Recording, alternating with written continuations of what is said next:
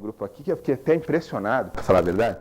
Os meninos fazem ciência da computação à noite com aulas de sábado, encontraram tempo de vir aqui no CETRANS, que aliás ficava apavorado, quando a escola do futuro, a hora que chegaram, eles fizeram uma foto daquela grade que tem lá, e falaram, isso daqui é a escola do futuro? Então, é hilário o processo que eles contam, a reflexão em cima da carta da transdisciplinaridade, que seriam os elementos básicos, né? Hoje, eu não estou discutindo esse texto mais, né? Então eu fiz essa discussão, piloto, hoje eu estou discutindo a conversa entre as tradições. Então, pegando, por exemplo, um livro herético, chamado As 7 Leis Espirituais do Sucesso, todo mundo pula, porque é um livro popular do Chopra, mas que o Chopra faz magistralmente, ele pega leis das tradições e faz uma versão popular, né? Falando da física quântica e fundamentando esses elementos. Então, hoje eu tenho um evangélico e um esotérico conversando sobre como é que você aplica as 7 leis na sua vida evangélica. É maravilhoso você ver isso. E o outro, como é que você faz isso dentro do esoterismo, que é muito fácil, né? Mas será que você faz? Né? Porque o evangélico faz o seu jejum, o esotérico pensa que faz, muitas vezes, né? Então, como é que está essa conversa ali? É nesse pé que nós estamos aí. Obrigado, desculpa essa confusão toda aí.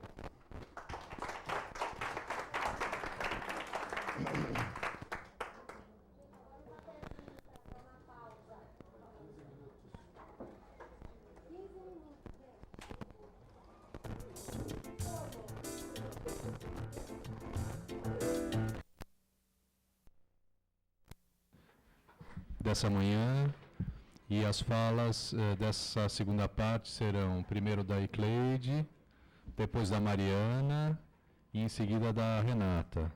E então, vamos em frente. Obrigado.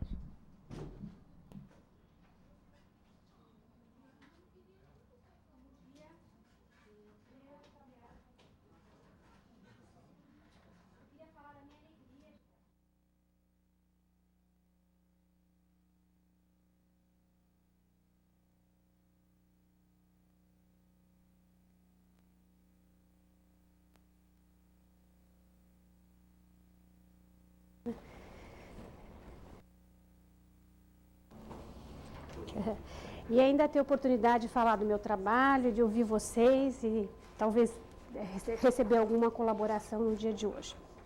Bom, você poderia pôr o primeiro para mim? Então, a minha pesquisa, e é uma pesquisa que eu já venho fazendo de longa data, se remete aos aspectos simbólicos de uma pesquisa inter, e agora eu estou me aproximando e me achando um pouco transdisciplinar também, né? Percebendo que o meu percurso não é só interdisciplinar, mas também tem pontos que ligam o meu percurso à questão da transdisciplinaridade. Então, para eu falar dessa pesquisa, eu preciso fazer uma volta ao passado. Como é que eu cheguei nessa questão simbólica? Quando eu casei, vim para São Paulo, e aqui em São Paulo eu comecei a fazer uma análise. E por acaso, eu fui fazer uma análise junguiana, porque naquela ocasião eu não conhecia, nunca tinha ouvido falar em Freud, Jung, nada dessas coisas. E eu fui fazer uma análise junguiana, e na minha análise eu ouvia muito a minha analista se remeter ao Jung assim, porque o Jung disse, porque o Jung fala, e esse nome foi ficando, foi parando, né? Foi fazendo parte da minha vida.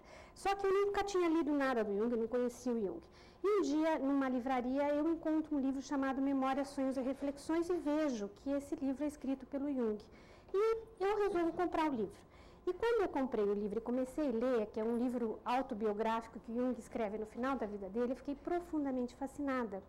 Porque é como se eu tivesse encontrado alguém que transitava por mundos, por territórios que eu transitava e que eu me achava até esquisita por transitar por esses lugares. E eu descubro alguém que faz isso com muita tranquilidade e escreve sobre isso. E daí eu fiquei apaixonada pelo Jung e comecei a ser uma autodidata, comecei a ler a obra do Jung por conta própria. E nisso eu estou entrando no mestrado de educação, no mestrado de psicologia da educação e procurando um tema para minha dissertação de mestrado. E numa aula, uma professora fala, cada um fala do seu tema, e eu não lembro mais o que eu falei, mas eu sei que a professora fala, bom, mas para lidar com isso, você vai precisar de um referencial teórico que lide com questões mais profundas. E daí foi a deixa para eu achar que eu ia fazer uma dissertação de mestrado usando como referencial teórico Jung. Foi um trabalho muito difícil porque eu não encontrava orientador. Ninguém queria me orientar na psicologia da educação, porque acreditavam que o Jung não tinha nada a ver com a educação, que Jung era um autor que podia dar um trabalho clínico, mas não um trabalho educacional. E daí eu fiquei meio sem território, porque eu não era aceita pelos os analistas junguianos, porque eu não era psicóloga nem psiquiatra. Não era aceita pelos educadores, porque eu lidava com um referencial teórico que não tinha a ver com educação. Então eu fiquei uma época sem pátria e sem território. Fiquei ali nas fronteiras, né? E até que eu consegui uma orientadora e eu fiz a minha dissertação de mestrado na década de 80, denominada uma leitura simbólica da escola. Então, o que eu faço nessa dissertação de mestrado? Eu trabalho basicamente com dois conceitos muito importantes, que é o conceito de símbolo e o conceito de sincronicidade. Então, naquela década de 80, eu descubro que a gente podia, talvez, fazer pesquisa, não se pautando na questão da causalidade, mas que a gente podia fazer uma pesquisa se pautando na questão da sincronicidade, né? Daí eu faço algumas leituras nesse sentido e vou descobrir que você pode ler as situações e não buscando por que isso aconteceu, mas tentar ler uma situação, o que está constelado nessa situação? O que está acontecendo? Como é que movimento que essa escola está começando a fazer? Quais são os símbolos que aparecem e que me dão possibilidade de fazer essa leitura? E como eu posso contribuir para que esse movimento realmente se concretize? Então, eu trabalho com o conceito de sincronicidade, que já é uma pergunta que o Jung faz, que é muito bonita, não é por quê, é para que as coisas estão assim. Tá? Então, esse para quê nos remete para um outro movimento, que não é um movimento de buscar o causa, mas um movimento de dizer para quê, qual o movimento e vai para frente. Tá? Então, e o conceito de símbolo, por que o conceito de símbolo? Porque o Jung... E aí nesse conceito que eu sinto que eu posso me aproximar da questão da transdisciplinaridade, né? Porque o Jung fala que o símbolo, para ele tinha uma função transcendente. O símbolo possibilitava passar de um lado para o outro, tá? Então, o que é o símbolo para o Jung? Tudo pode ser símbolo para o Jung, tá? Porque o símbolo é qualquer coisa que esteja presente na nossa vida. Pessoas, objetos, ideias, qualquer coisa pode se transformar em um símbolo. O que é símbolo?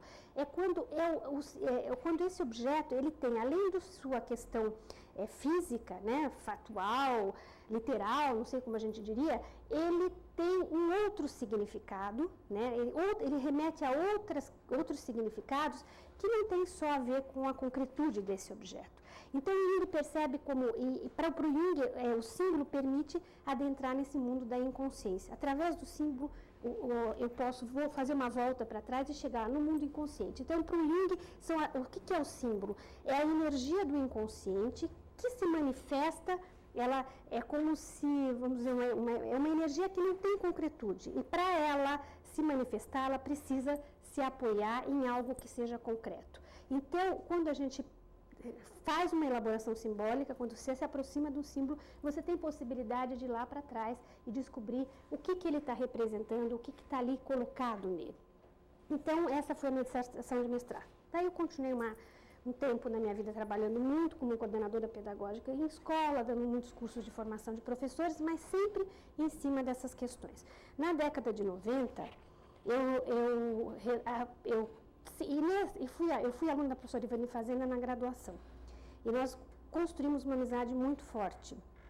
E, inclusive, ela foi da banca da minha dissertação de mestrado. E quando aconteceu uma outra sincronicidade importante na minha vida, que nessa época que eu estava fazendo mestrado, eu fui procurar emprego numa escola. E quando eu chego fui aceita, e depois que eu estou dentro da escola, eu descubro que muitas pessoas que estavam ali estavam ligadas à psicologia analítica Jung e estavam se montando o primeiro grupo de educadores pela própria sociedade, e eu tenho a oportunidade de participar desse grupo. E naquela década de 80, eu levo a Ivani para estudar Jung comigo. Cato, já éramos amigas, falei, Ivani, vem, porque tem uma coisa interessante acontecendo aí.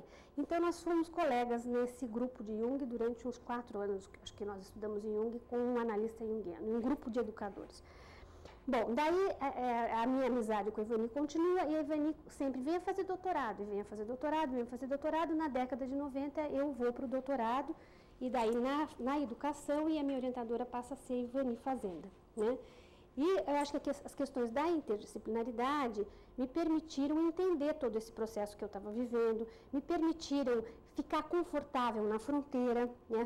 Perceber que eu era uma pessoa que vivia nas bordas, nas margens, que talvez a minha função fosse essa mesmo, era um lugar que eu devia sair, mas que eu devia ficar e que devia me instalar bem nesse lugar. E a interdisciplinaridade me deu possibilidades de entender o que eu fazia, né? Que na realidade o que eu queria era construir um conhecimento que ia além do conhecimento disciplinar e que os conceitos da psicologia junguiana eram as ferramentas que eu estava utilizando para fazer essa construção. E no doutorado eu trabalho com a questão de formação de professores, também numa dimensão simbólica, né? Bom, e daí eu tive uma grande oportunidade na minha vida de poder participar da construção de um mestrado o núcleo temático é a interdisciplinaridade. Nós nos organizamos, um grupo de pessoas, e montamos um mestrado. E lá nesse mestrado eu dou a disciplina de interdisciplinaridade e por uma questão assim acadêmica eu precisei, graças a Deus, fazer uma pesquisa, né? E daí, quando eu pensei que pesquisa eu vou fazer, eu pensei em dar continuidade às pesquisas que eu já vinha fazendo. E eu e mais uma colega resolvemos trabalhar com formação de professores porque nós percebíamos o seguinte, nós percebíamos que a formação de professores que ocorria não era uma formação, e não é uma formação, que possibilite aos professores uma mudança, né? O que se faz em formação? Na maioria das vezes se pegam textos, né? E levam, o que os acadêmicos costumam fazer? Levam textos para os professores lerem, né? Então, os professores leem aqueles textos, discutem, mas a gente sente que aquilo não transforma a prática do professor. 3 ou 4 dias depois, o professor volta para a sua sala de aula e retorna exatamente no ponto onde ele estava. E nós não queríamos reproduzir esse tipo de formação. Não queríamos fazer uma formação que é pautada na leitura de textos. Não é que a gente desconsidere a teoria, a gente acha a teoria importantíssima, mas começar por ali, quer dizer, imagina eu chegar numa escola e começar a ensinar interdisciplinaridade para os professores, ou falar trabalhando só, ler textos do Jung para os professores. Quer dizer, tinha algo aí que eu deveria fazer antes de chegar nesses textos. E nós partimos desse pressuposto e, principalmente, nós percebíamos que os professores que lidam com as crianças das classes menos favorecidas, esses ainda precisariam ter uma formação mais especial ainda, né? A gente meio que intuía isso. Então, nós fomos trabalhar numa escola pública ao lado da favela de Heliópolis, que trabalha com crianças da favela, e fomos fazer uma proposta de formação de professores para essa escola. Pode passar o próximo. Mas, como nós não tínhamos esse padrão, o modelo era ler texto, né, e a gente não queria sair desse modelo, nós falamos, como é que a gente começa? Nós não sabíamos como começar. Então, nós resolvemos, já que a gente não sabe como começar, vamos começar conversando com os professores. Vamos perguntar para esses professores qual é o problema que eles têm na escola, o que os aflige na escola, o que eles querem discutir. E ao começar a conversar com esses professores, nós percebemos que o grande drama deles era a questão da indisciplina.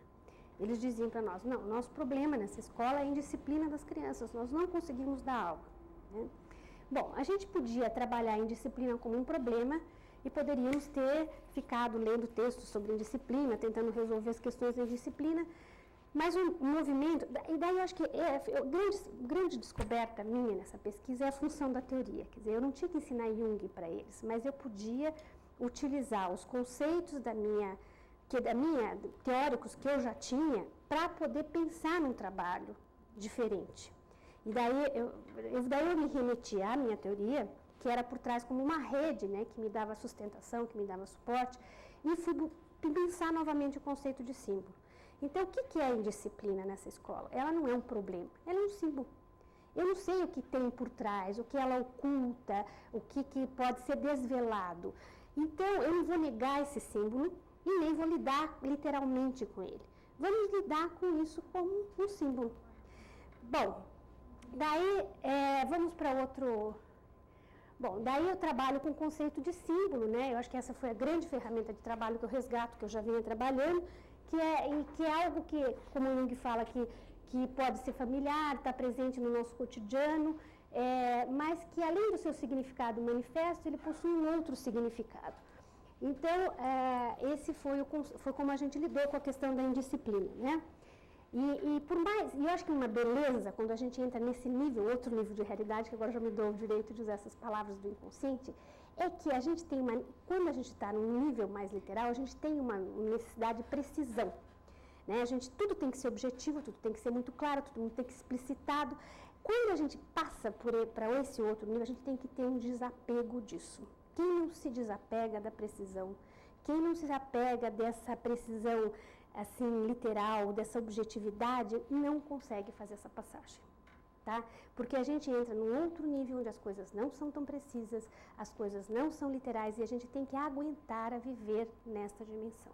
E eu acho que isso é de uma beleza profunda, porque senão a gente não faz essa passagem. Bom, daí, pode passar para outro. E daí, como que nós íamos lidar com o símbolo? Né? E daí eu me remeti novamente para a obra do Jung, e tem um livro dele que é um livro que não é muito, talvez muito conhecido, porque não faz parte daquelas obras lá que tem os números, que chama O Segredo da Flor de Ouro. Não sei se alguém conhece esse livro. E esse livro que ele escreve com o Richard Wilhelm, não sei como é que se pronuncia, que foi o indivíduo que traduziu o I Ching, né? Do chinês para o alemão. E esse livro, até no começo do livro, ele fala desses movimentos, como é que ele se aproxima, é de uma maravilha. Então, nesse começo desse livro, eu achei algumas chaves para eu começar a trabalhar com os meus professores. Então, eu percebi que, para você se aproximar de um símbolo, você não pode fazer um movimento linear de penetração, de explicação, que é o movimento que a gente fez com a ciência moderna, né? E do símbolo a gente se aproxima, porque se você faz esse movimento muito, é como se o símbolo se espantasse e ele escapa. Então você tem que se aproximar devagar, você tem que aproximar fazendo movimentos de circundação, tá? E como que faz um movimento de circundação numa escola com professores? E daí, eu acho que eu volto para o que ele estava falando antes, você tem que abrir mão um pouco da racionalidade. E daí chega na questão das vivências, né? E nós trabalhamos com, a primeira vivência que nós fizemos foi, primeiro fizemos escritas, os professores escreveram o que para eles era indisciplina, uma escrita solta. Um dia a gente levou um barbante, um rolo de barbante, e nós fizemos um círculo e a gente jogava esse barbante de um para o outro. E cada vez que um jogava o barbante para o outro, pronunciava uma palavra que tivesse a ver com indisciplina para ele. E daí foi se fazendo uma teia toda, né? E nesta teia, nós gravamos isso, uma coisa muito bonita. Essa teia é como se a indisciplina fosse mostrando os seus diversos pontos. E daí foram aparecendo carência, fome, abandono. E daí é como se aquela ponta da indisciplina ela fosse mostrando onde ela estava ancorada. E isso provocou uma mudança de nível de consciência nos professores muito grande, essa experiência, porque eles se deram conta que os alunos não eram indisciplinados, ponto. E os alunos tinham fome, os alunos tinham problemas seríssimos de vida, eles não comiam muitas vezes, eles sentiam frio.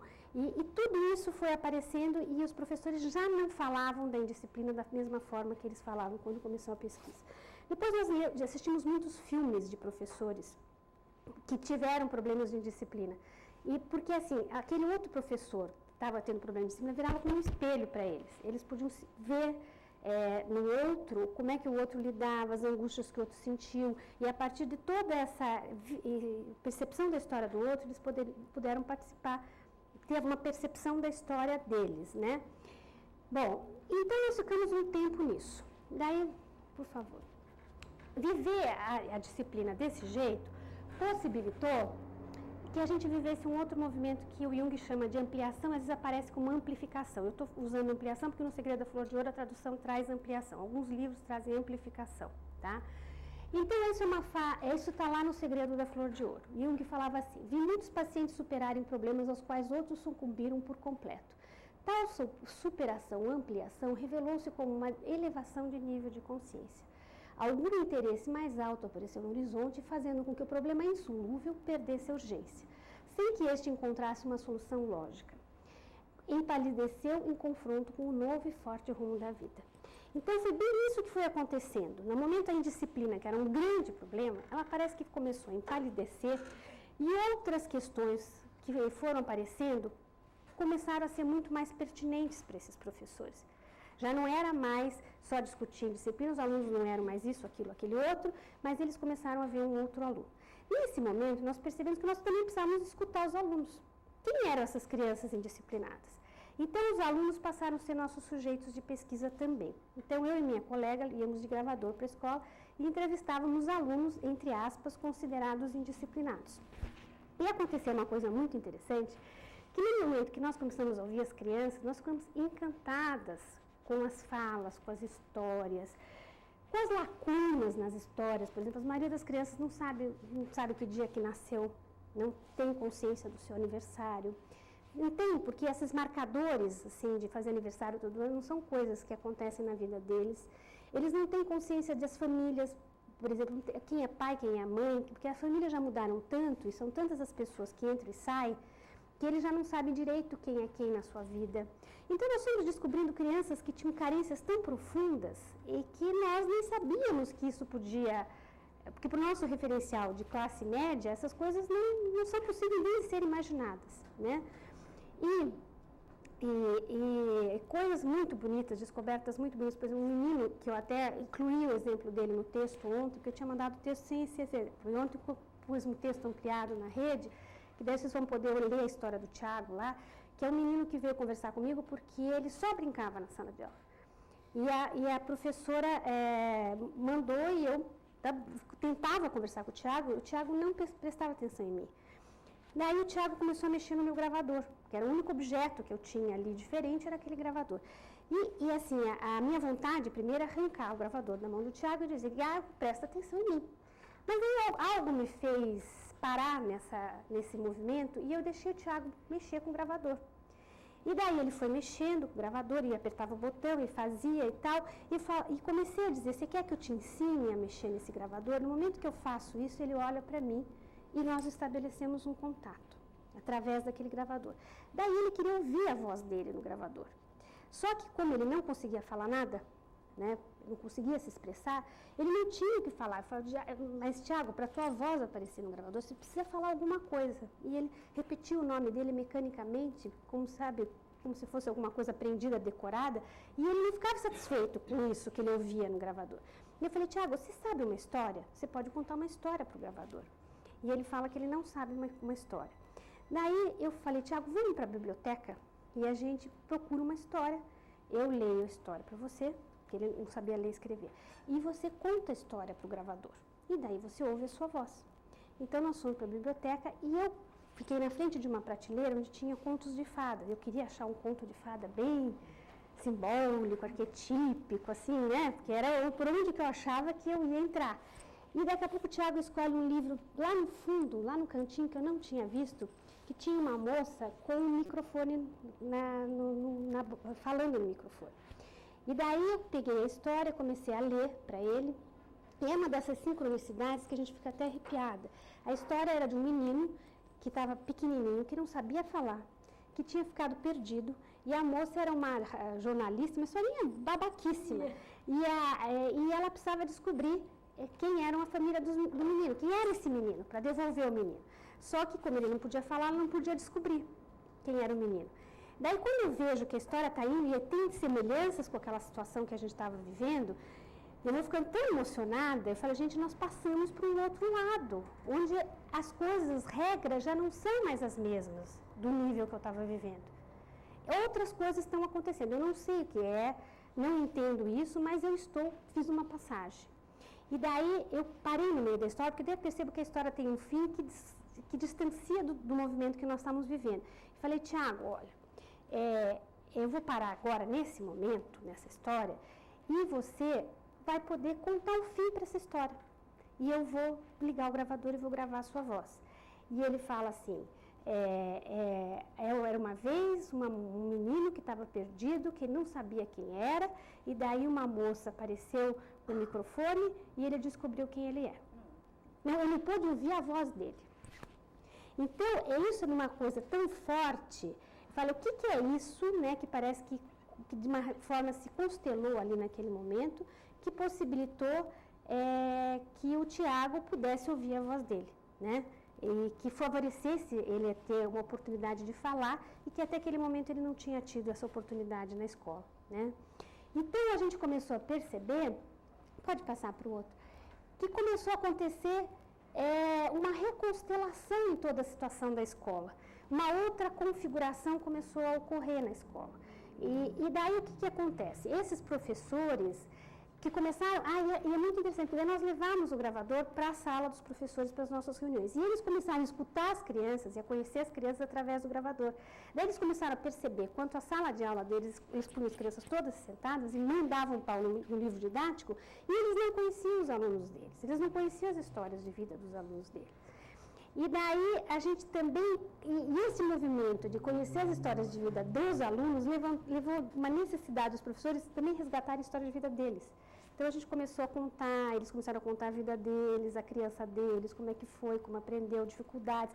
E todo esse movimento possibilitou uma flexibilização nos professores, e os professores saíram da queixa, né, do lugar da queixa, e começaram a pensar em outras possibilidades de trabalho pedagógico.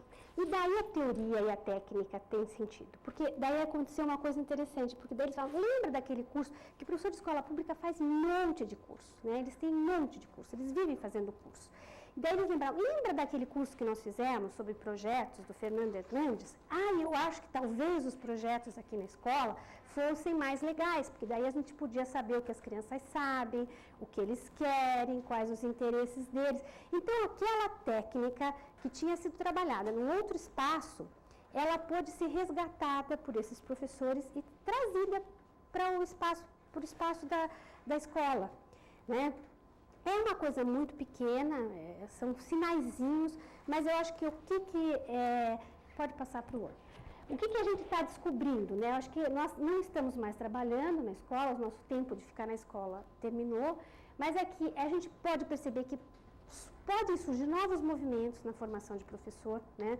Que não seja só leitura de texto, não seja só treinamento, mas podem surgir outras possibilidades, né?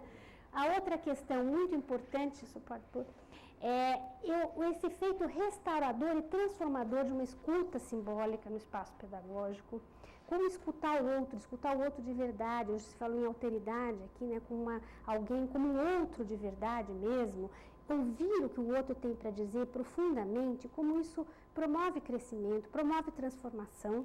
E isso que eu achei muito interessante, que é uma coisa que também hoje eu não falei muito, mas que a gente percebeu, como que as crianças e os professores viviam em padrões de consciência muito diferentes. Nós chamávamos assim, parece que as crianças vivem no código da sobrevivência e os professores vivem no código da convivência, né? As crianças, elas saem às vezes de favelas, de espacinhos desse tamanho, chegam na escola, e a minha amiga falava, tem um espaço que se chama corredor, que teoricamente, se for olhar a palavra, é para correr, corredor. Crianças que não podem nem se mexer. Só que a primeira coisa que faz na escola não pode correr. Tá? E tem coisas interessantes, né? Como como não se interessa, e como, são dois níveis de códigos que as pessoas vivem, que nem as crianças entendem os professores, o que os professores querem, desejam, e nem os professores entendem que mundo as crianças vivem. São dois mundos que não se encontram, né? E o que acontece? Tudo isso vai provocando na criança uma reação contra tudo que ela está sendo vivida, que é decodificada pelo professor como indisciplina, né? Porque a disciplina do professor, ele quer uma criança que diga bom dia, que chegue limpinho na escola, que fique sentadinho 6 horas numa carteira, que pegue um lápis e tenha um caderno organizado. E essas crianças não podem ter esses comportamentos, porque eles vêm de uma classe social, de uma experiências de vida completamente diferentes. Então, esses dois mundos não se tocam. E este professor entrar no mundo, e a sensação que eu tenho é que o professor fica aqui, tem uma linha aqui, e ele fica aqui brigando com as crianças, pedindo que as crianças pulem para este mundo daqui. E as crianças não sabem fazer isso. Então, se instala uma guerra. Então, esse professor fazer esse passo e entrar no mundo da criança é uma coisa que assusta muito esse professor, né? Ele não sabe como penetrar nisso. Então a gente parou por aí, ainda eu tenho um monte de fitas e coisas que eu preciso reler, retomar. Eu acho que ainda a próxima pesquisa minha, eu já estou mandando lá para a CAPES, que é rever todos esses dados que eu tenho, que eu não tive tempo de fazer uma leitura direito, mas é isso aí que eu estou vivendo. Eu queria, né, de uma certa forma, hoje socializar com você, tá bom? Obrigada.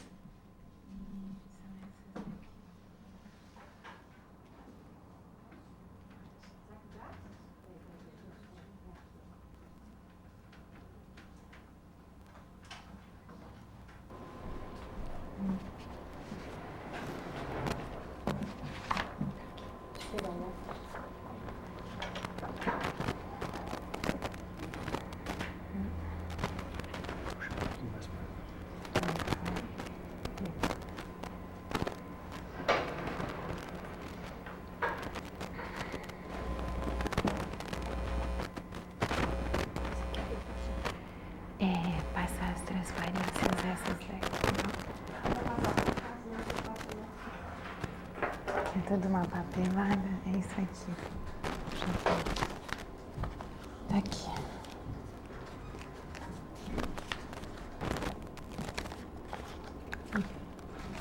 Você tá com elas aí? Aqui eu vou ficar passando na frente. Essa na ordem. É tudo na ordem. Essa é a segunda? Primeira. Tá. Depois agora essa. dessa.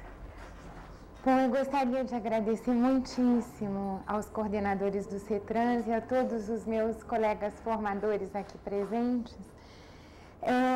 Eu acho que nós somos descolecionadores de borboleta, como dizia o Inácio, e eu queria estar retomando um pouquinho aonde a minha colega deixou em aberto, que é a questão de precisamos descobrir uma outra racionalidade, uma outra forma de pensar, de agir, de estabelecer contato com os alunos, se a gente realmente quer estabelecer um diálogo.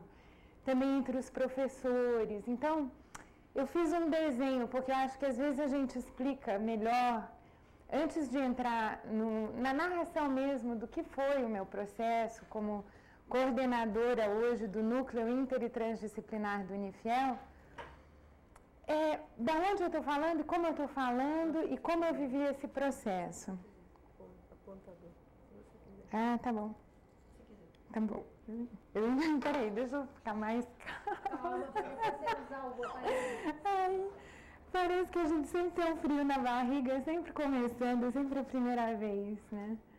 Nunca se acostuma. Bom, o primeiro título é um processo de elucidação, o pensar ver ou a inclusão de terceiros pontos de vista entre ordem e caos.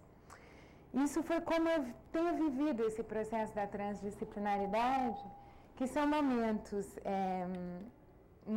de ordem e momentos de caos, que vão se alternando e para a gente ir, assim, eu diria, se reestruturando, se reconfigurando, se redimensionando.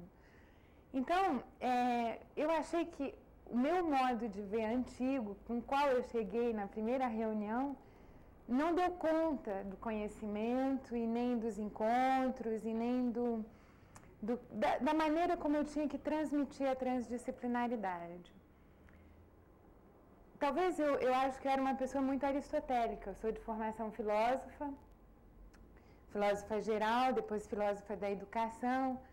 E essa lógica é uma lógica que nos coloca em termos de opção, né? Ou isso, ou aquilo. é uma lógica excludente, é uma lógica que separa, é uma lógica que categoriza, é uma lógica... E ela tem sua função, e eu acho que ela tem a sua função, inclusive na instituição, e tem horas que a gente tem que discernir muito precisamente quais são as nossas escolhas, com quem a gente está, com quem a gente não está, como a gente se posiciona, e é isso ou aquilo mesmo, né?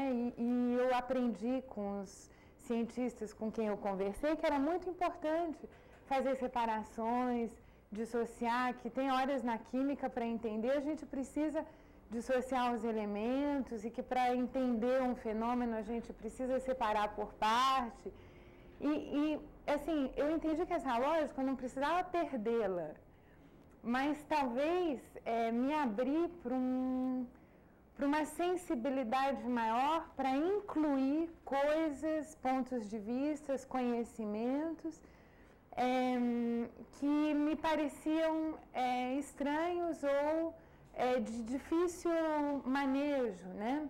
Como, por exemplo, uma filósofa conversar com físicos, e eu sempre fui ruim em matemática, e aí, de repente, veio o Teorema de Gödel, não sei se vocês estão lembrados, primeiro encontro transdisciplinar, teve muita coisa de ciência dura que foi falada, e como incluir esse conhecimento, como me incluir, como acessar novos conhecimentos. Então, eu entrei em contato com um teórico que é René Barbier, que fala de uma razão sensível.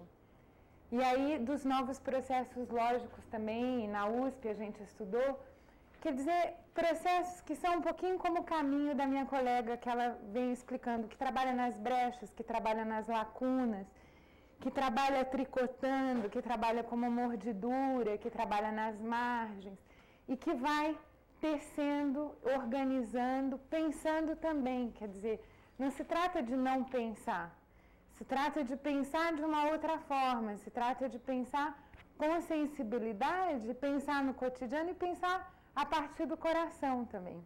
E quer dizer que o outro cessa de ser meu objeto de estudo.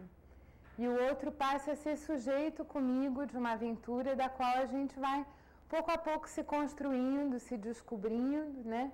O aluno, o colega, passam de ser aqueles objetos dos quais a gente tem medo, que a gente mede, que a gente olha, a gente está por cima, por baixo, para ser um semelhante, um próximo, né? Por isso eu botei primeiro o olhar distante e em seguida o olhar próximo, porque há também o tempo todo, né, na forma de pensar, uma forma de ver, uma forma de olhar para os outros, né? Como que eu olho? Se eu olho distante, o outro é aquele objeto que está lá, e a gente tem também momentos que a gente precisa olhar para ver quem está chegando e com quem a gente vai falar, e é importante a gente ter também essa questão de se preservar, eu acho, e de...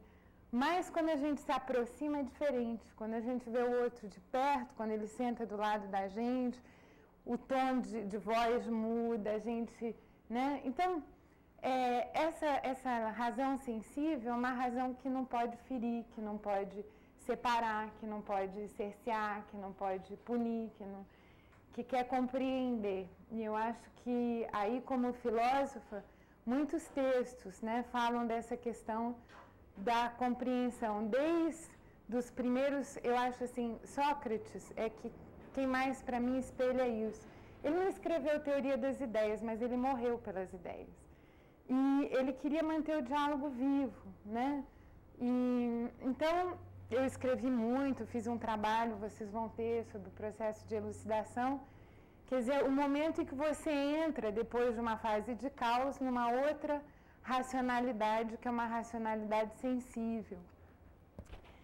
E como pontas emergidas de um iceberg, a gente pode ter flashes na vida, que são insights, momentos que nos levam a uma reorganização, uma reordenação daquilo que a gente via antes, graças a essa razão sensível. E esses flashes, René Barbier chama de flash existencial ou essencial.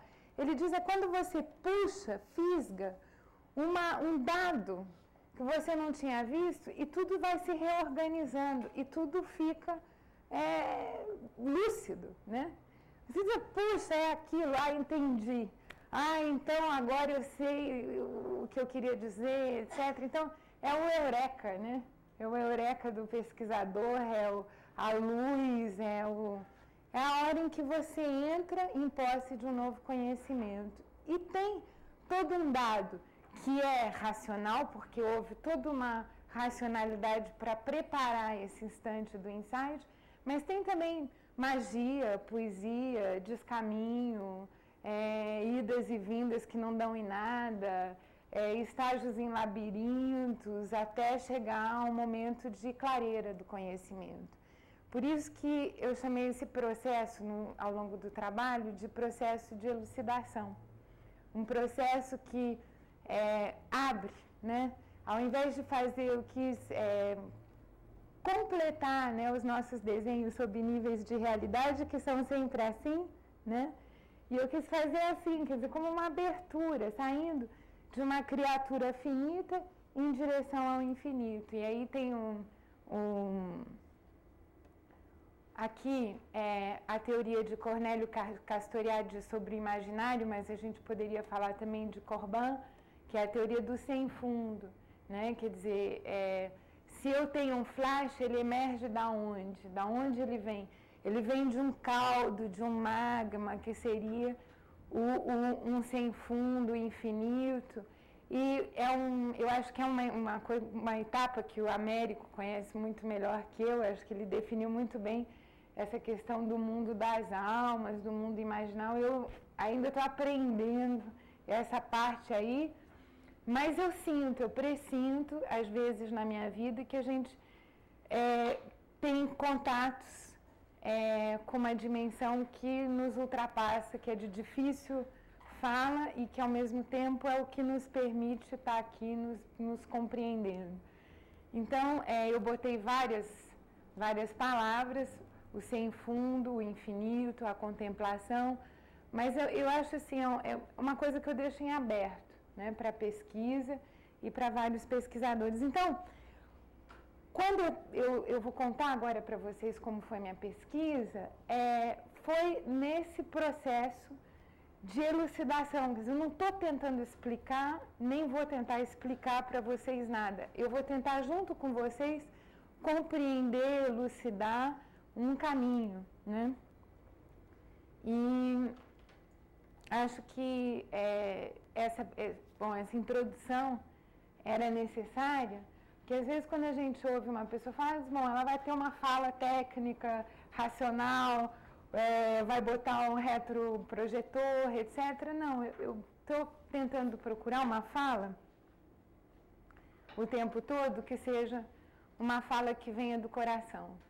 Então, 14 de abril de 99, teve a primeira conferência do professor Bassarab Nicolescu, na USP, e eu fui, a pedido do pró-reitor acadêmico Dr. Melo Freire, que gostaria mesmo de desenvolver um estudo inter e transdisciplinar no Unifiel. Ele manifestou esse interesse, ele já conhecia a Maria de Mello, ele tinha esse interesse de fazer esse núcleo, né?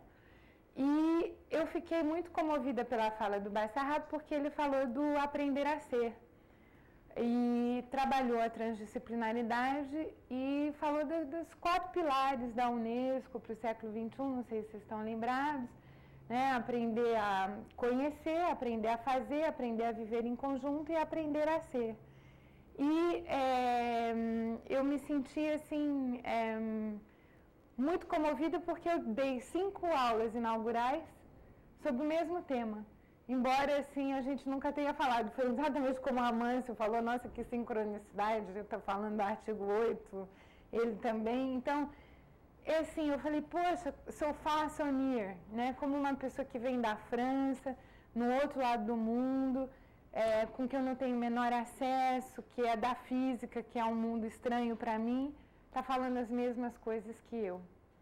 E aí, imediatamente, eu falei, poxa, eu gostaria de conhecer mais. E ele estava falando francês, que é uma língua que eu domino bem também, por causa da minha história de vida, de filha de preso político, que saiu do país, que passou por tudo isso.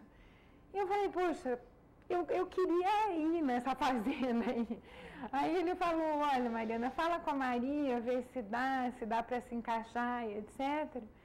E eu falei, bom, eu estaria muito feliz de assistir esses 3 dias. E, para mim, ingressou, então, a aventura da Fazenda Dona Carolina, eu acho que, como para todos vocês, foi um encontro com muitas novidades, muita informação. E uma das áreas marcantes para mim foi uma hora que eu fiquei exausta. Falava muita... E eu sentia assim, um cansaço de atenção. Eu sempre sou uma pessoa assim, que vai com intensidade nos lugares. E estava emocionada e um pouco cansada, quando me deu dor de cabeça. E eu conversei com a Ivani Fazenda na hora do almoço. E ela falou, nós estamos numa fazenda, você não quer passear? Eu falei, eu acho que eu quero passear. E nós saímos para dar uma volta na fazenda, ela começou a me contar a história dela, e a história da interdisciplinaridade no Brasil, e como ela tinha construído esse conhecimento há vários anos. Eu falei, bom, a gente podia estar falando do nosso trabalho juntas, né? E aí a gente se reuniu às 5 horas na fazenda em torno de uma fogueira. Tinha o professor Lito, o professor Paul Taylor, eu fiquei de tradutora simultânea. E ela começou a contar o percurso dela e a gente encontrou, o Márcio estava lá, a gente encontrou, eu acho, até a palavra tato, né? As nossas táticas de trabalho e como a gente tinha tateado para chegar até lá, mas estava lá. E o que eu me lembro também foi a emoção ao torno da fogueira de todo mundo, tentando construir esse conhecimento novo, pessoas de várias áreas, pessoas já com um histórico, já com uma militância na questão da interdisciplinaridade, outras começando, né?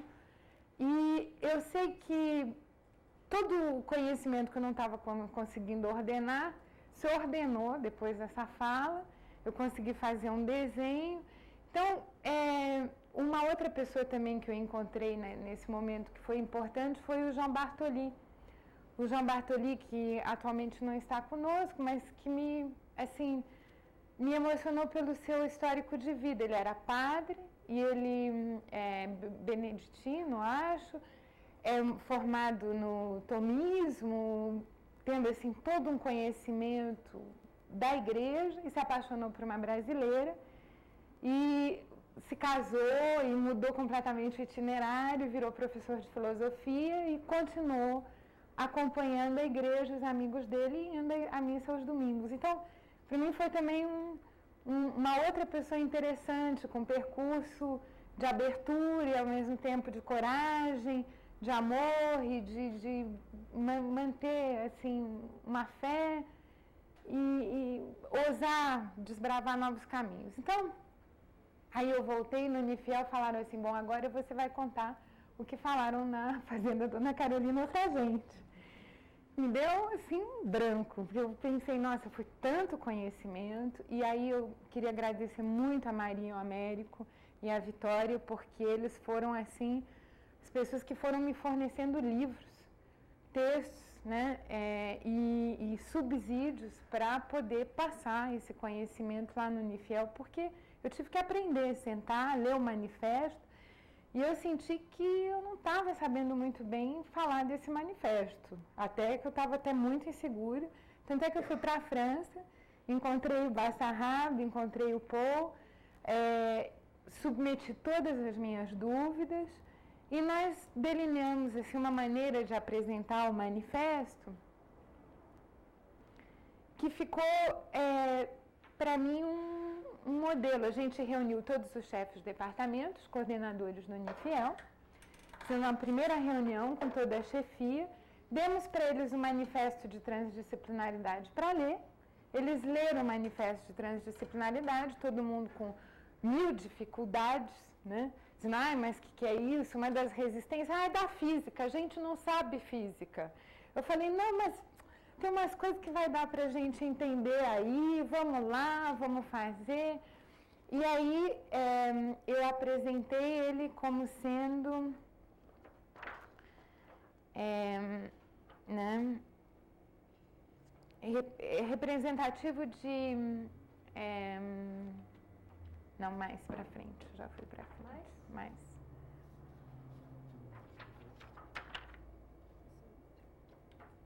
Isso. Então, quando chegou a hora do manifesto, que depois de todo o estranhamento que o texto provocou, a gente percebeu, então...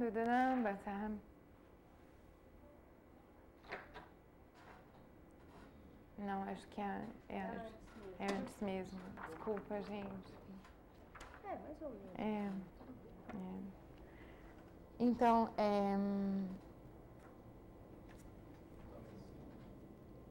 isso. Isso. Então, a gente falou uma atitude, eu não estou achando no texto, mas eu vou me lembrar, uma atitude, uma esperança e uma visão. E nós passamos o trabalho como sendo um manifesto, um movimento de uma atitude dentro do ensino superior, uma atitude de aprender a ser, uma atitude de construção, de aprendizado, de diálogo, uma visão, né? E aí eu fiz a dissociação entre multi-inter e transdisciplinaridade, e explicando a complementaridade dessas três visões, e não opondo-as, mas graças a Maria eu entendi muito bem que na universidade tem momentos que são disciplinares, momentos que são interdisciplinares e momentos que são transdisciplinares. E isso nós conseguimos passar para o grupo com tranquilidade, né? E em seguida uma esperança, né?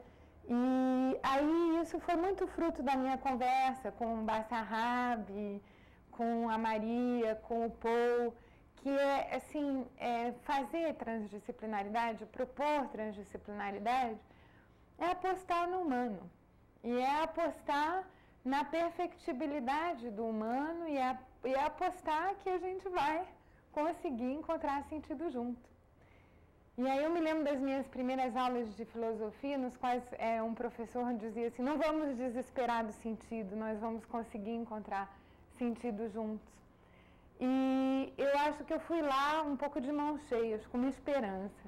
E a cada vez que eu tenho encontro com esse grupo, e já faz 1 ano e meio que a gente está se encontrando, eu vou com a mesma esperança. Eu vou dizendo assim, a gente vai conseguir se entender. Pessoas de áreas completamente distintas, completamente diferentes, a gente vai conseguir construir conhecimento junto, apesar das resistências, apesar dos jogos de poder, apesar das competições, apesar dos isolamentos, apesar de nós termos que realmente sermos descolecionadores, quer dizer, pessoas que quando tiram o alfinete do corpo de uma pessoa que está alfinetada e presa por uma série de representações para entrar em outras representações, nós vamos provocar crises e desestabilizações e não vai ser fácil, e ao mesmo tempo há aí a possibilidade de encontrar sentido junto. Bom, então foi o primeiro momento, e aí surgiram várias perguntas, muita resistência depois da primeira sessão. E aí nós tiramos uma sessão só para falar das dúvidas. E durante uma sessão todo mundo disse o que tinha contra, o que estava com medo, como que era esse conhecimento, será que ia ser uma nova seita, uma nova religião, o que era isso, se era um grupo de esotérico, e não. E ao mesmo tempo eu falei, bom, gente, então o que está emergindo aí? Que a gente quer trabalhar junto, mas a gente quer trabalhar também problematicamente. A gente quer trabalhar problematizando, a gente vai o tempo todo se indagar, bom, o que é transdisciplinaridade, o que estamos fazendo, como estamos trabalhando e como podemos trabalhar indagativamente num processo de questionamento contínuo. E aí isso satisfez o grupo. Eu falo, não, então assim tá bom, se a gente vai no movimento de indagar, de questionar, sem afirmativos, no aberto, na questão, aí o grupo se encontrou mais uma vez e calhou do Bassarab vir, né? Bassarab veio e aí foi muito, assim, foi um repouso para mim.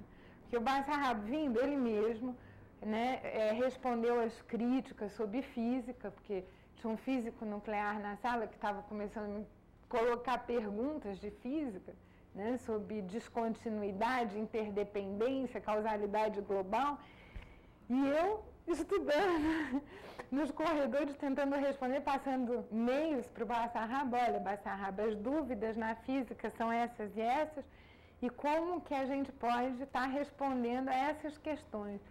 Porque a interdependência, justamente, ela leva para outros níveis de realidade. Isso é muito problemático quando a gente tem universitários reducionistas que querem explicar tudo como sendo e ocorrendo nesse nível aqui. Então, houve essa dificuldade.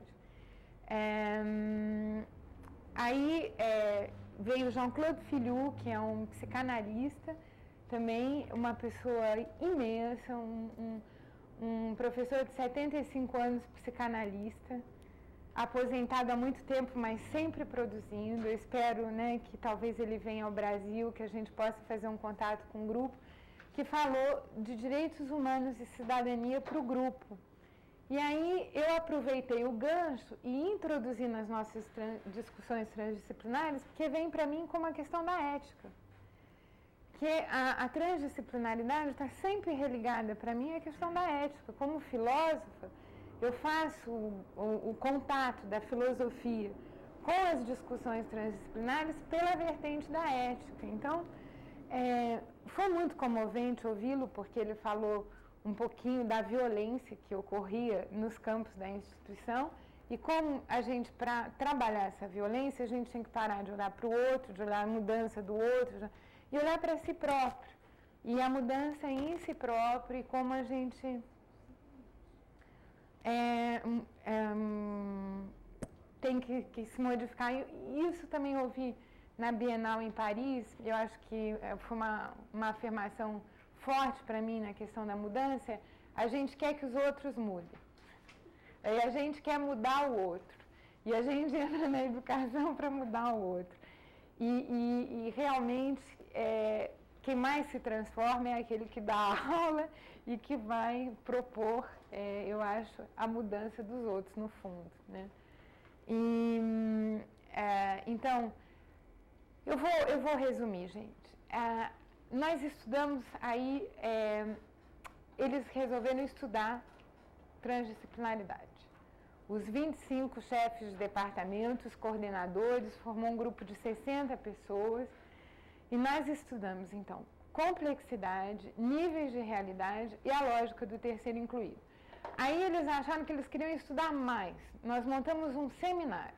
Aí o seminário, nós mergulhamos nessas representações. A Maria, a Vitória, o Américo, outras pessoas vieram falar. Nós fizemos o primeiro seminário inter e transdisciplinar, sempre nas brechas, entre 6 e 7h30, sendo que tem aula à tarde e aula à noite. Quer dizer, o trabalho no intervalo, eu acho que é um pouquinho a nossa marca distintiva. Nós trabalhamos nos intervalos, né? E aí, hoje, nós estamos numa sequência de palestras já, e nós estamos tentando produzir pesquisa junto. E o nosso trabalho está sendo uma abordagem transversal, né? Uma abordagem dos nossos temas de pesquisa. Então, a gente apresentou esse semestre já alguns temas, como trabalho, né? Foi muito interessante a apresentação por 3 sociólogos do estudo do trabalho. A Maria veio apresentar o trabalho sobre ensino à distância. A Undalva vai vir apresentar um trabalho sobre meio ambiente. Mas já há um grupo juntos que representa 25, 26 chefes de departamento, mais os coordenadores, mais os professores interessados, que está discutindo questões, né, temas, de forma transdisciplinar. Porque esses temas são urgentes, são temas prementes e que não pode ficar restritos à preocupação de uma só disciplina, como o tema do trabalho. Por exemplo, a gente falou da questão dos ritmos, da questão do sucateamento do indivíduo pelo trabalho, da questão do fim, talvez, de uma certa sociedade industrial e de uma relação do trabalho, mas, curiosamente, ao mesmo tempo, trabalho do adolescente, trabalho infantil. Aí, os sociólogos apresentaram para uma psicóloga, a psicóloga redarguiu, aí redarguiu uma outra pessoa que era da educação, e assim nós fizemos uma palestra sobre um tema, várias cabeças, tentando trabalharmos juntas. E o que eu descobri é que é muito gostoso trabalhar junto. E tem uma dimensão muito prazerosa. E embora gere medo, gere ansiedades, e a implementação, eu acho que as fases que eu passei, provavelmente meus colegas vão passar, estão passando, né? Que são todas as crises e as resistências que as pessoas nos colocam, ao mesmo tempo assinalam o quê? Aonde há crise, aonde há resistência, aonde há barreiras, é que há desejo. E há desejo de se comunicar e de se falar entre os muros e entre as brechas das disciplinas e de construir conhecimento junto. E eu percebi que dialogar é quase que uma coisa natural. A criança dialoga muito, né? O bebê, para se relacionar, ele precisa conversar. Ele é a pessoa mais dialógica que tem, porque senão ele não consegue nem se alimentar. E ele está o tempo todo interagindo. O que dá trabalho é calar a gente, é botar a gente em fileira, é separar a gente, é isolar, é isso que dá trabalho. Mas eu acho que há no diálogo algo que é próprio da constituição do humano. Bom, gente, é isso. Muito obrigada.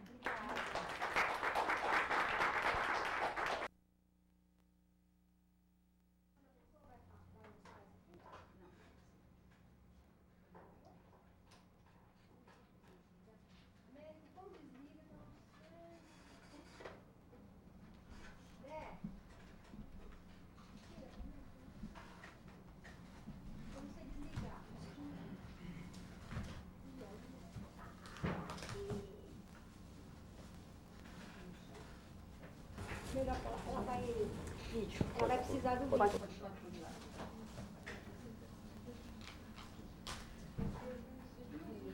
Já tá tudo em mão. Ah, só ligar? É só chamar, Por aqui?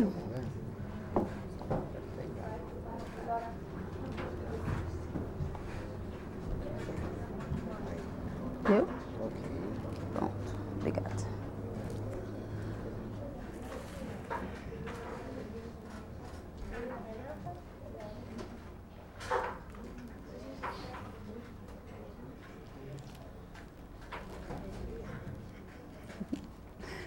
Então, bom dia. Depois de tantas falas maravilhosas, né? Gente, a gente fica ouvindo cada um e fica falando, nossa, eu preciso falar isso, nossa, eu preciso ligar aquilo, né? E são tantas coisas, eu estou tomando nota, mas eu vou me ater aqui na minha fala, mas, nossa, é muita coisa. Então, a gente quer fazer o projeto com esse, com aquele, juntar tudo. Adorei a fala da Mariana. Mariana, obrigada pelo seu coração inteiro nessa fala. Nossa, foi assim, uma coisa muito boa ter te ouvido mesmo, né? Então, eu vou no final estar mostrando um vídeo rapidinho, né, para vocês poderem ver o que significa a dança circular, né? Eu estou sempre defendendo a dança circular sagrada, né? E dentro do projeto do Luiz ela está presente. Então eu queria só colocar o que eu tenho visto, o que eu tenho feito com a dança circular sagrada, que é o meu projeto. E o meu projeto seria a integração do ser, né? E daí eu coloquei aqui para essa explanação o sagrado círculo. E a integração do ser, assim, a meu ver, a palavra integração já é uma coisa de integrar, juntar as partes. Então, defendendo a dança circular sagrada, a prática, né, a prática nunca vem separada da teoria, e a teoria que vocês já colocaram tudo aqui, eu posso só mostrar como a prática pode embasar essa teoria toda. Então, é realmente um trabalho em conjunto. A dança circular, eu defendo ela como prática, mas ela não pode vir sozinha. Ela tem que vir com toda essa teoria de vocês, né? Então, a integração do ser é realmente juntar partes. E o que eu vejo na dança? a gente junta as nossas partes no nível bem básico, nível físico, emocional, mental e espiritual. A gente consegue trazer para a consciência essas 3 partes que nós temos. Então, para mim, isso é o ser íntegro, é a compreensão do ser íntegro. Eu trabalho no nível físico, aprendendo os passos, sabendo sobre a minha lateralidade, sabendo sobre as minhas dificuldades, o meu pé direito, o meu pé esquerdo, como eu desconecto de cima, de baixo. O corpo físico é a expressão total para mim, atualmente, depois de todos esses anos trabalhar com a dança circular, é a expressão do sagrado, é a expressão do divino. A gente consegue aqui manifestar, nós estamos aqui para manifestar o divino. Então, o corpo físico é o básico dessa manifestação. Então, se eu começo a entender o meu corpo físico, eu consigo trabalhar com todos esses conceitos.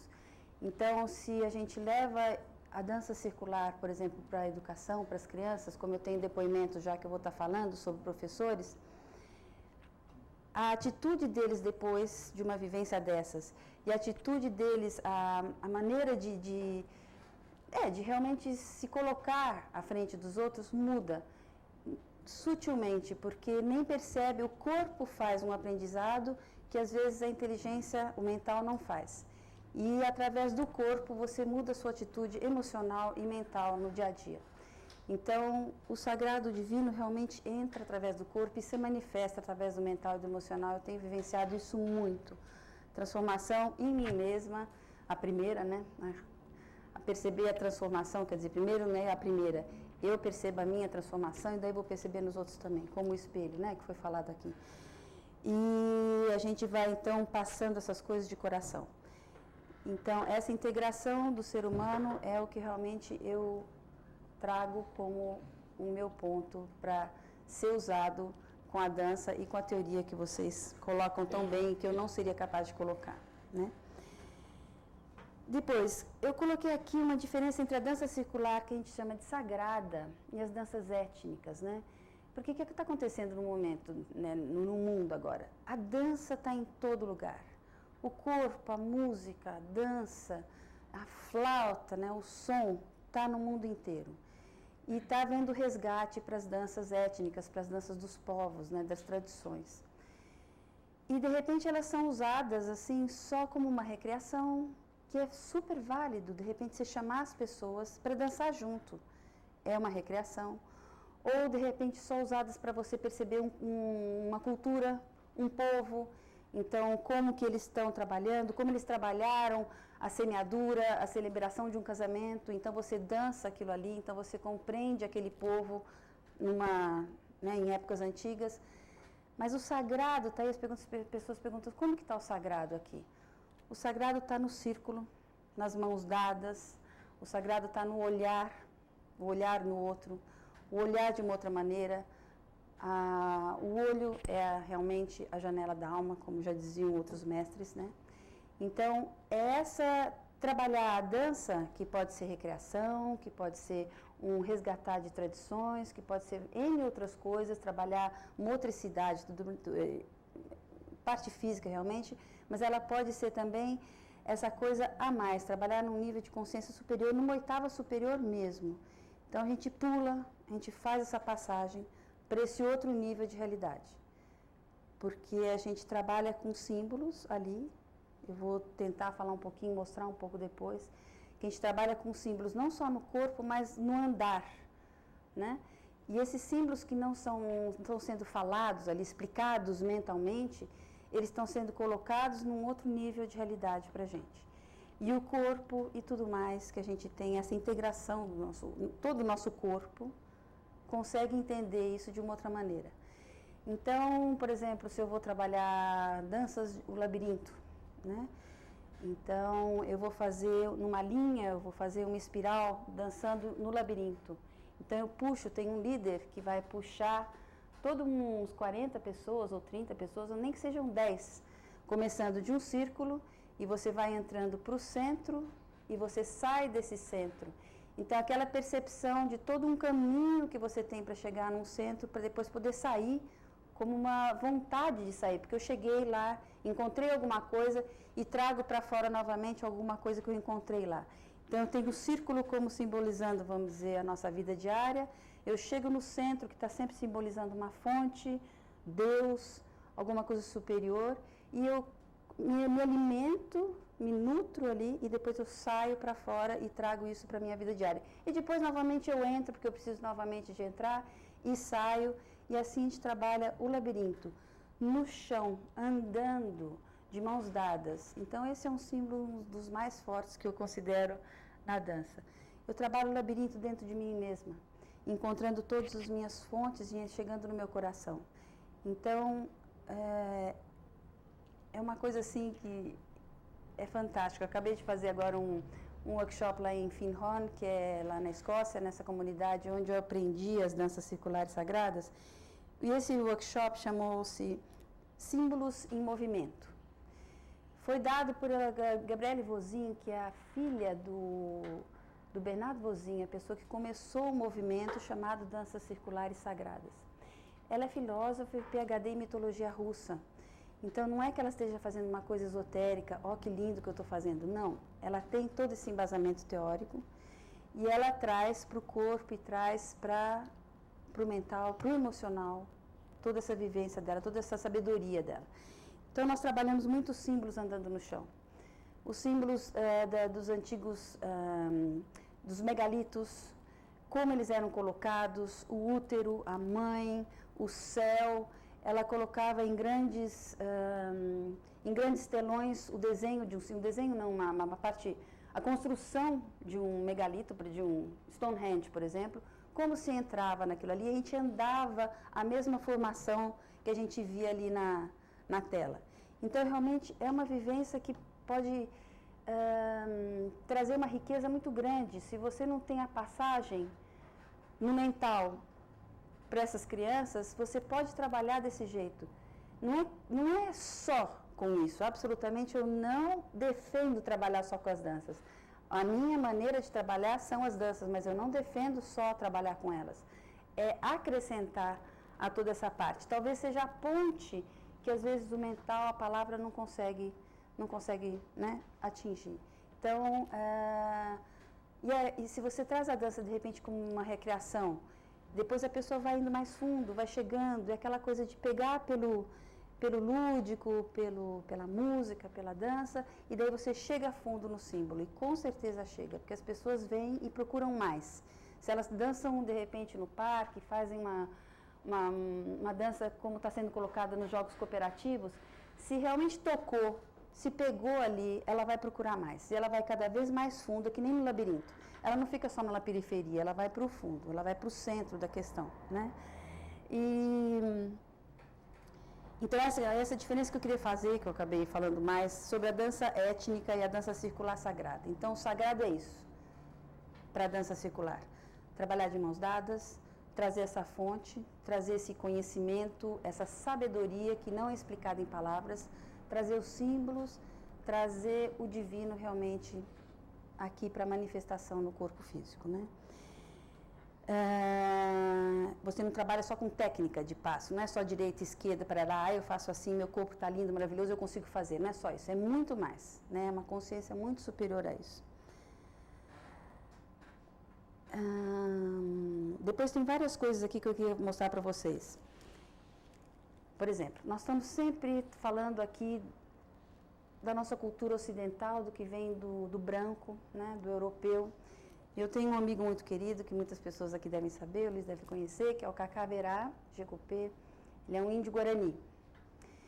E ele é uma pessoa incrível, inacreditável, que ele tem feito muitas palestras na Trion. Depois eu gostaria de convidar vocês para uma próxima que ele vai fazer, que ele vai estar lançando um livro falando sobre a Gênesis através, a criação do universo através da tradição indígena brasileira.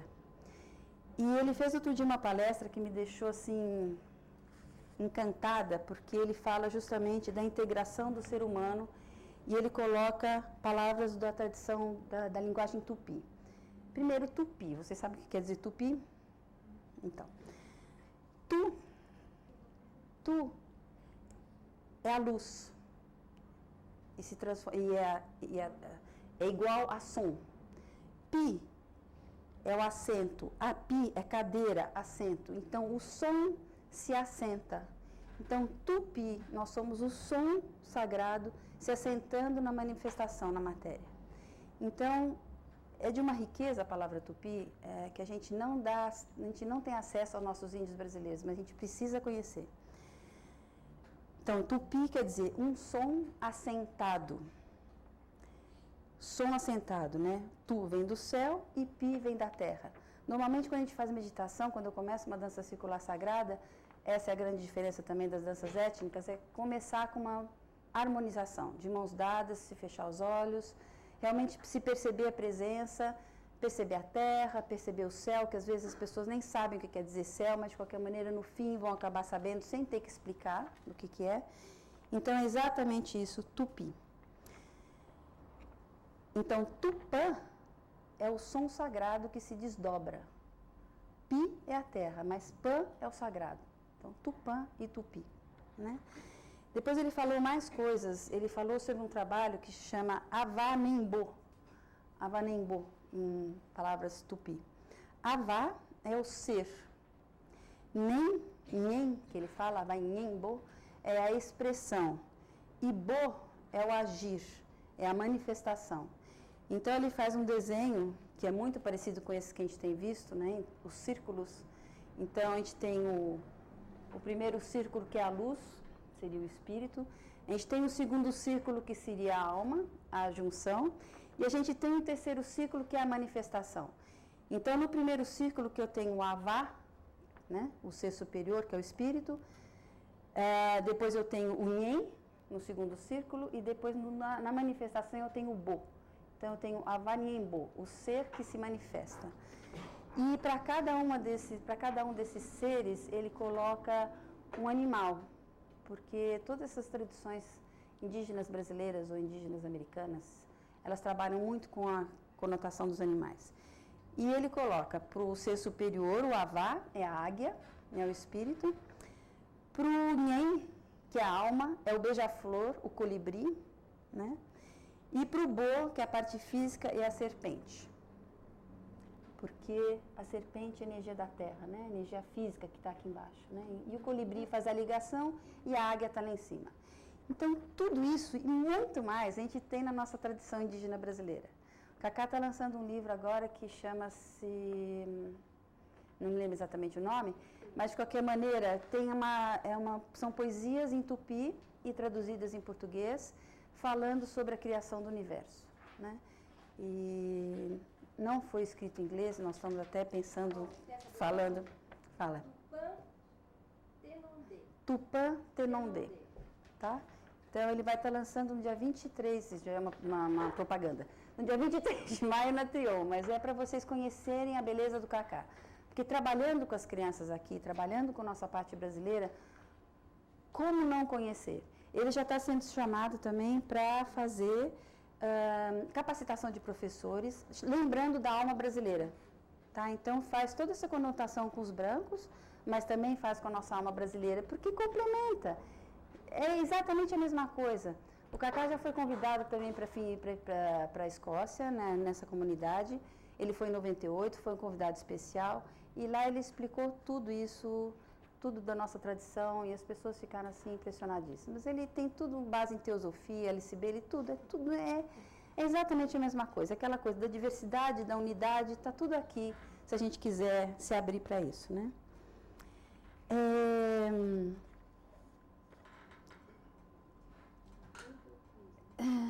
Depois, demonstração, os vídeos, parará. A dança circular sagrada e os pilares da transdisciplinaridade, né? A Maria, tive o prazer de ter a Maria e a Silvia lá no nosso trabalho de dança com a deusa, a menina, a mulher no seu extremo, né? E depois a sábia. E a Maria teve vários insights, assim, depois eu nem pude conversar muito com ela, mas tipo assim, o terceiro incluído, a complexidade, especialmente os níveis de realidade. Como a gente pode realmente passar por todos os níveis de realidade através da dança, e depois fica mais fácil, quando for teorizar sobre o assunto, a criança ou os próprios professores, né, os organizadores, sei lá, muita gente que não tem acesso a esses conhecimentos antes de ser um professor, ou antes de ser um um organizador pode ter mais facilmente com a ajuda da dança, né? Com a ajuda desses símbolos todos que a gente vai estar trabalhando, vivenciando isso daí. E eu nem vou falar muito sobre isso, porque nem vou explicar muito, porque tanta gente já explicou antes, quer dizer, eu não vou entrar na parte teórica, que não é a minha área, tá bom? Nem consigo, talvez, expressar tão bem assim. Então, deixo aqui um convite novamente para vocês estarem sempre participando das danças circulares, com o Luiz, comigo, trabalhos paralelos e juntos, né? Eu queria agora passar um pouquinho do vídeo para vocês terem uma ideia. Deixa eu só contar um pouco da história. A dança circular sagrada, o movimento como sagrada, começou uns 25 anos atrás nessa comunidade na Escócia, né? Em Findhorn. Quem começou foi esse senhor, Bernard Bozin, cuja filha é a Gabriele Bozin, que tem vindo muito ao Brasil. Ela já editou vários livros e é a filósofa PhD. E eu tenho um vídeo aqui do festival de 99, que todo ano tem um festival lá, onde várias pessoas do mundo estão lá, se dão as mãos, dançamos juntos, todas as tradições, olhamos nos olhos de todos, todas as cores, todas as raças, todas as tradições. É uma coisa assim imensa, plena, que o coração faz assim, né? Uma coisa assim muito boa, realmente, o sentir, né? Aí, para depois a gente poder agir. Foi depois daquele festival em 96, que nós estivemos juntos lá, o Luiz também estava, que nós lançamos um livro que foi assim, uma expressão de amor, né? Pela dança circular. Então, eu vou pedir para ela colocar um pouquinho o vídeo, só para vocês terem uma ideia do que acontece não só no nível físico, mas também em outros níveis, das mandalas que a gente forma no chão, dos símbolos que a gente desenha no chão, e como isso tudo pode harmonizar os outros espaços que a física quântica já disse que existe, né? Isso daqui é rapidinho, começa... Pode pôr, pode ir daí mesmo. É rápido, só passando a comunidade. Tem som? Tem. Som? Isso. Um pouquinho mais alto. Eles têm uma parte toda ecológica também, isso é muito interessante. Toda a parte de elétrica, de geração de energia, né? Diferente. E toda a parte também de utilizar água de uma outra maneira, com a máquina viva que eles chamam. Então, eles têm todo um trabalho assim maravilhoso. E lembrando que atualmente nós estamos todos trazendo todos esses conhecimentos que antigamente eram esotéricos, alternativos, para a nossa vida diária. Então, toda a parte acadêmica, está todo mundo juntando tudo e é maravilhoso. Se uns desenvolveram para um lado, os outros para os outros, agora está tendo uma junção. Mas lembrar disso, que eles foram super importantes, porque agora está todo mundo usando muito dos conhecimentos dos ditos esotéricos alternativos. E é muito bom.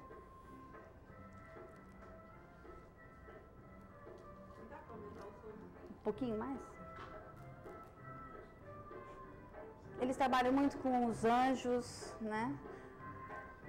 Então, isso é um festival. Muitos círculos concêntricos, banda ao vivo o tempo inteiro. Música ao vivo, momentos de alegria, momentos de interiorização, a força disso daí, a força que emana, né?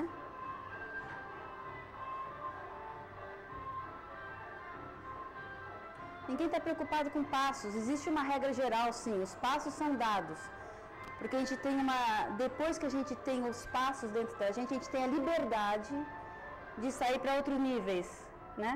A gente precisa de uma regra geral para depois se libertar. E tudo isso a gente entende e compreende, a gente passa isso para as crianças. Esse vídeo foi muito feliz porque a pessoa que filmou, ela põe cada dança e depois ela põe um símbolo, ela edita alguma coisa. Então, num nível bem simples, ele coloca a dança e depois ele põe um símbolo. Mas vamos ver já já.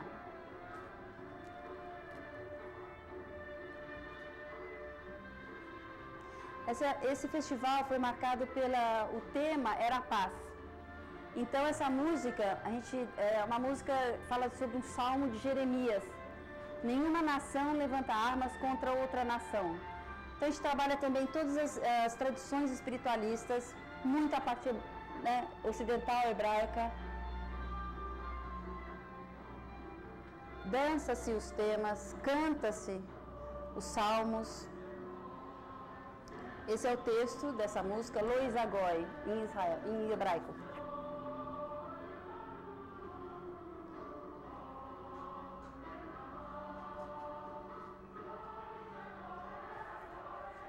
Põe um pouquinho só mais baixo, um pouquinho mais baixo. Eu vou falando um pouquinho enquanto vocês vão vendo. Eu tenho dado, esse ano inteiro, essa parte do meu projeto, eu tenho feito treinamentos para professores da rede estadual. É o Centro Paula Souza que está me assessorando. E nós estamos fazendo uma parceria e eu tenho dado treinamento para os professores. E muitos deles já estão utilizando as danças nesse sentido. Tem alguns depoimentos de coordenadoras de escola que a dança faz uma diferença incrível. Por exemplo, passando de uma aula para outra, vai ter uma aula de matemática, em seguida uma aula de dança. A professora da matemática pergunta, mas o que aconteceu? O que você fez com essas crianças que elas estão tão diferentes? Dançou antes, respirou junto, percebeu o corpo, sentiu outras coisas e vai para a aula de matemática de uma outra maneira, uma razão muito mais sensível. E a dança também, ela facilita a compreensão do seu próprio erro. Você não tem vergonha do seu erro. Você está no círculo, você está de mãos dadas. Você pode errar porque o grupo está te levando. Então, essa facilidade, de compreensão do seu corpo, que você pode errar em público, que não tem importância que você erre em público, que isso é o medo das crianças, né?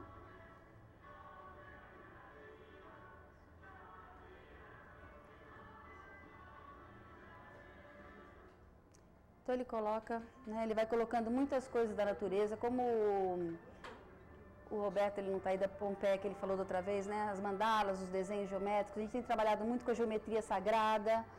Então, com todos os temas que a gente traz para a dança, a gente leva fotos e textos e você trabalha ao mesmo tempo a consciência do seu corpo, a consciência do seu emocional fica satisfeito, porque você consegue cada vez mais se colocar no mundo, socialmente é muito bom, né? E você traz todo um contexto também. Um passeio pelo mundo inteiro. Cada uma de um jeito, cada uma de uma raça, cada um dança de um jeito, as dificuldades de cada um e todos estão juntos.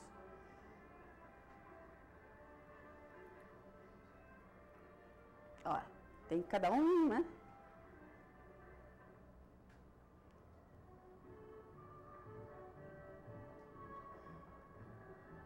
É a abelhinha na flor, então aqui é uma dança de paquera que vai ter. Os homens estão de um lado, as mulheres estão do outro e a gente vai dançar junto. Lembra muito o masculino também, o feminino, né? Essa compreensão do que a gente é. Agora todas as mulheres estão em roda e os homens estão fazendo a volta, uma dança tradicional.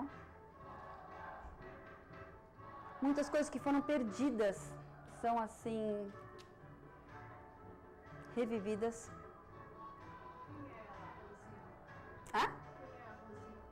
A vozinha, ela vai aparecer já já. Você pode passar um pouquinho mais pra frente? Eu vou passar um pouquinho mais pra frente para eu mostrar pra vocês. Não, mas é bom, porque senão demora muito. Vamos lá. Porque senão só... 5, né? Tá. Só queria mostrar ela pra vocês. Eu não sei. Pode passar. Aí vocês estão dando para perceber. As mandalas que a gente faz são os pequenos grupos, né? Danças de pares, até em rápido dá para ver até melhor. Mas o desenho da dança. O desenho da dança, né? Como que ela se manifesta. Pode parar aí um pouquinho que ela vai aparecer já já. Pode parar,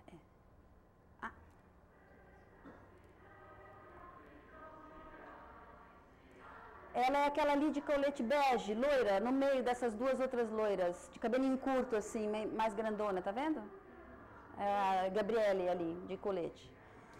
Olha que linda, a gente trabalha também muito com música, com cantos de todas as tradições, em todas as línguas. Então você também trabalha com essa parte, né? Isso é um canto cristão, né? Aleluia, aleluia, jubilate Deus. In Excelsis, no céu. Será que você podia andar um pouco mais para frente? Eu queria mostrar esse festival exatamente, nós trabalhamos com o labirinto. Você pode passar um pouquinho? Pode ir, pode ir. Nesse festival nós trabalhamos com o labirinto e a Gabriele, a gente trabalhou dentro, nesse grande salão, andando o labirinto no chão com música. A gente trabalha também não só com as músicas regionais, tradicionais, com músicas clássicas que ela puxa.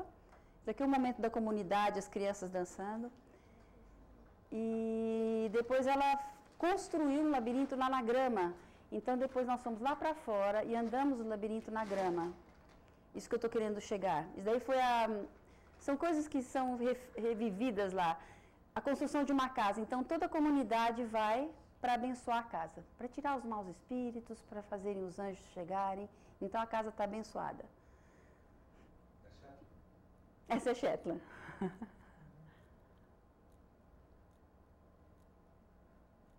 Tem momentos assim soltos. Essa é uma dança africana. Não, é uma outra. Essa daqui é uma dança também, são vários grupos, non nobis dominis, em latim. Em cânone, cada grupo fazia uma coisa e dançava uma coisa. A visão espacial que a gente adquire, né, com isso. A visão de grupo, não é só você trabalha com o grupo, você se coloca na roda mais para frente, mais para trás, todas essas coisas básicas de atitude diária, né? Como trabalhar em equipe, a gente está sempre trabalhando com as mãos de maneira diferente, equilibrando já o corpo. Então são vários conceitos que depois... Rápido, dá bem para ver o desenho da dança. Trabalho em linhas também, né? Fazendo linhas. Em crescentes, tem algumas danças que são trabalhadas especialmente com objetivo. Um cachorrinho no meio da roda. Ela já vai chegar já já.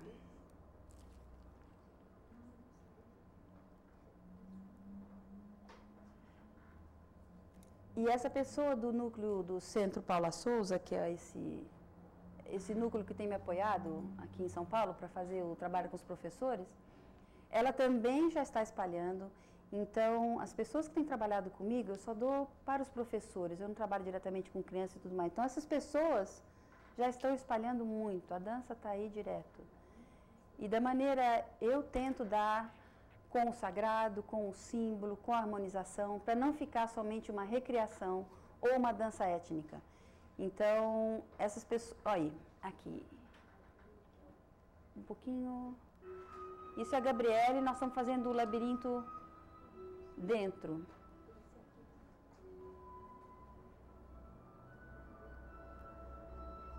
Essa é a Gabriele. Ela é muito engraçada, inclusive. Então, ela vai fazer agora uma dança que é do repolhinho, que é da lagarta.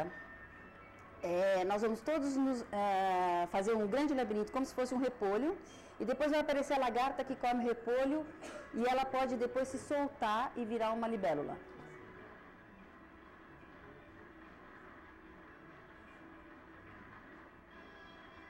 Essa é uma típica do o repolhinho. Nós estamos formando o repolho.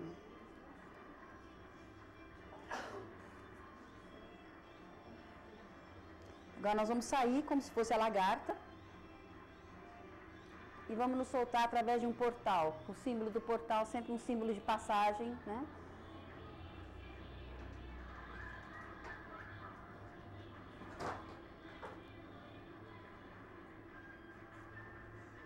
Daí no final vai saindo, na confusão da lagarta, porque ela não faz tudo direitinho.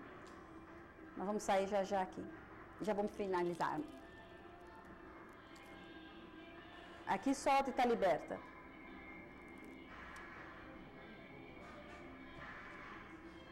Tá bom, obrigada. Pode tirar, pode.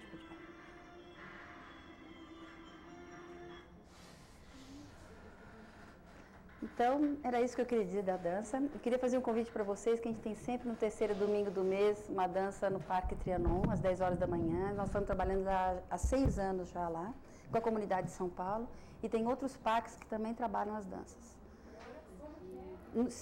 todo terceiro domingo do mês, às 10 horas da manhã, no Parque Trianon. 1h30 de dança para quem chegar na roda.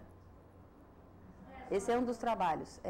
Depois tem no Parque Ibirapuera também, com outras pessoas, no primeiro domingo do mês, às 10 horas da manhã. Depois eu faço uma propaganda. Obrigada.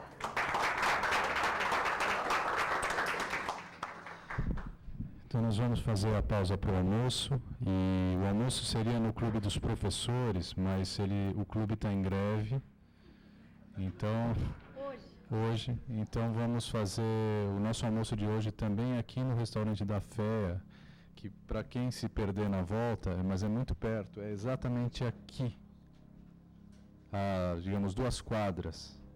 Vamos tentar ir junto, porque a gente vai subir ao 2º piso, embaixo também serve, é muito cheio embaixo, em cima é menos cheio, e a gente pode tentar ficar juntos ou em mesas próximas. E o retorno será mais cedo, porque como terminamos um pouco mais cedo, era para terminar 1h.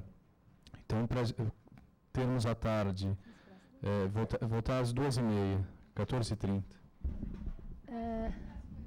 Pode. Vocês vão pegar com a Kátia aqui na saída um valezinho da refeição, que vocês têm que entregar no caixa na saída, lá no restaurante. Tá bom? Porque os almoços são uma cortesia do CETRANS.